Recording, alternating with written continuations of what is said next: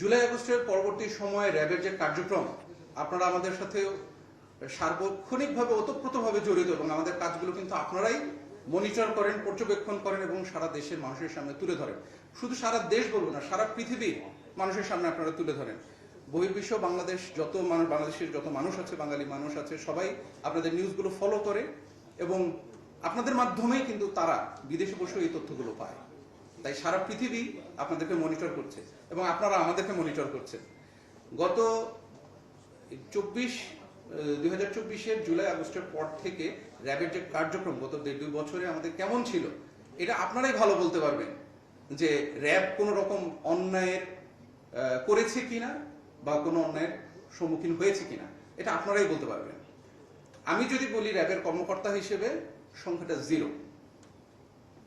এইরকম কোনো প্রেশার আমরা কখনো পাইনি এবং এই হিসেবে আমরা কোনো অন্যায়ের সাথে র্যাব সংশ্লিষ্ট হচ্ছে না।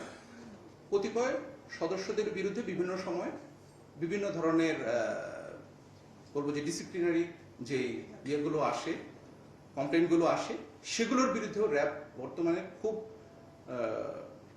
দৃঢ়ভাবে পদক্ষেপ নিয়ে তাদের বিরুদ্ধে ব্যবস্থা করে যাচ্ছে। একটা বাহিনী থাকলে এরকম একটা ঘটনা এরকম হতে পারে, হওয়াটা অস্বাভাবিক বলছি না। যদি হয় তাহলে তার বিরুদ্ধে আইনি প্রক্রিয়া আছে এবং র্যাব প্রতিষ্ঠান হিসেবে এই আইনি প্রক্রিয়া খুব শক্তভাবে নিয়ে যাচ্ছে। তাই আমরা বর্তমানে বলতে পারি যে আমাদের কাছে বর্তমানে এই ধরনের কোনো রকমের রাজনৈতিক প্রেশার নেই এবং গত জুলাই আগস্টের পর থেকে র্যাব এই ধরনের মানবতা বিরোধী কোনো ধরনের কাজে সংশ্লিষ্ট হয়নি।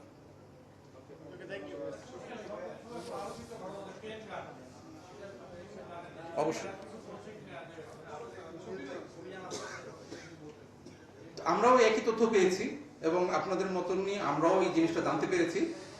পুলিশের একটি স্পেশালাইজড অংশ এই বিষয়টা নিয়ে কাজ করে যাচ্ছে, আপনারা জানেন, এবং এই তথ্য যেহেতু আমরা পেয়েছি এর বিরুদ্ধেও আমরা আমাদের নজরদারি চালু রাখবো। এই ধরনের অন্য কোনো ধরনের অস্ত্র যদি আমাদের নজরে আসে আমরা তো আইনি প্রক্রিয়া গ্রহণ করবই। যেহেতু আপনারা জানেন যে অবৈধ অস্ত্রের বিরুদ্ধে র্যাব এ পর্যন্ত বেশ ভালো অর্জন দেখাতে পেরেছি আমরা। তাই আপনাদের কাছে অনুরোধ থাকবে, আপনাদের কাছেও যদি এই ধরনের কোনো অবৈধ অস্ত্রের, এই পেন গান বা এই ধরনের সংশ্লিষ্ট অন্য কোনো ধরনের অবৈধ অস্ত্রের সন্ধান থাকে, দয়া করে আমাদেরকে তথ্যগুলো দিয়ে সহযোগিতা করবেন। আমরা দ্রুত এর বিরুদ্ধে আইনি ব্যবস্থা গ্রহণ করার জন্য চেষ্টা করব। সবাই ভালো থাকবেন, ধন্যবাদ, আসসালামু আলাইকুম।